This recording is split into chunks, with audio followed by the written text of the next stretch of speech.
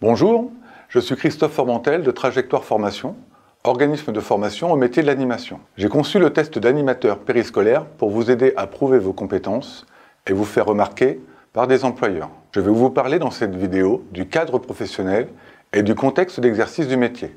On retrouve des centres périscolaires, autant en milieu rural qu'urbain. La taille de ces centres peut varier d'une quinzaine d'enfants à plus d'une centaine dans certains cas.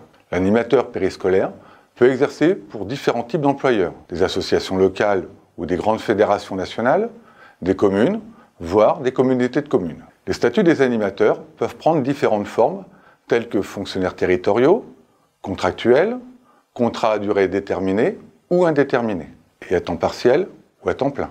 Les temps de travail de l'animateur dépendent de l'organisation du périscolaire, en fonction des horaires d'ouverture, du nombre d'enfants et d'animateurs, et de sa participation à 1, 2 ou aux 3 temps de la journée, que sont l'accueil du matin, le temps méridien et les nappes ou l'étape, et le périscolaire.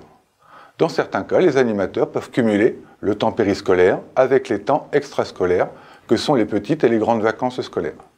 De plus en plus, les employeurs sont attentifs aux animateurs ayant déjà un diplôme professionnel, tel que le BAPAT, le CQP ou le BPGEPS, ou ayant comme projet d'acquérir l'un de ces diplômes.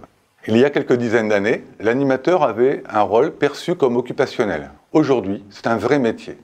L'animateur prend sa place dans l'éducation de l'enfant de façon complémentaire à l'école et aux familles.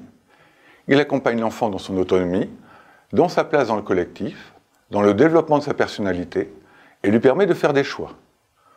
Pour les employeurs, l'animateur doit être relativement polyvalent afin de pouvoir travailler avec des enfants de 3 à 4 ans comme avec des plus grands, d'intervenir en accueil libre, participer activement au temps de repas, ainsi qu'à des projets d'activité. En plus de cette polyvalence, les employeurs recherchent des animateurs ayant une sensibilité dans un ou plusieurs domaines, tels que la musique, le jeu, le bricolage ou l'environnement.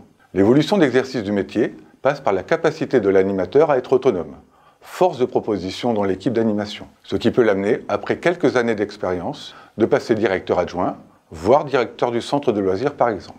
Et dans d'autres cas, de s'orienter vers un public tel que les adolescents, les familles ou des personnes en fragilisation.